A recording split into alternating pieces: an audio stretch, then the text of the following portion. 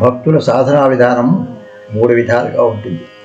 1 పక్షులు పోలిన సాధనా విధానం, 2 కోతులను పోలిన సాధనా విధానం, 3 చీవలను పోలిన సాధనా విధానం.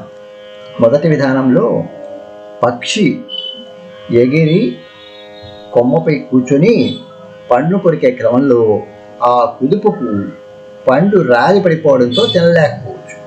పక్షి లాంటి సాధకులు అదేవిధంగా తొందరపాటుతో చేసే భక్తి సాధనల్లో చోటు చేసుకునేటువంటి హింసతో వారి ప్రయత్నాలు విఫలం కావడంతో విసిగిపోవడం జరుగుతుంది.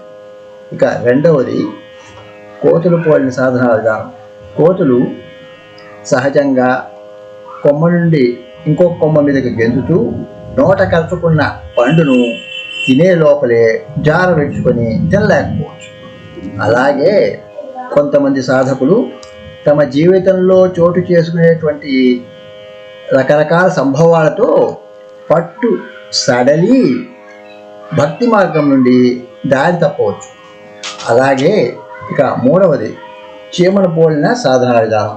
చీమ చిన్నగా పాక్కుంటూ వెళ్ళి ధాన్యపు బస్తా ఉన్న చోటికి చేరి ఒక ధాన్యపు గింజను తీసుకుని తనకంటే బరువైన ధాన్యపు గింజను మోసుకుంటూ తన పుట్టను చేరి ఆ తరువాత ఆహారాన్ని సానుకూలంగా అనుభవిస్తుంది.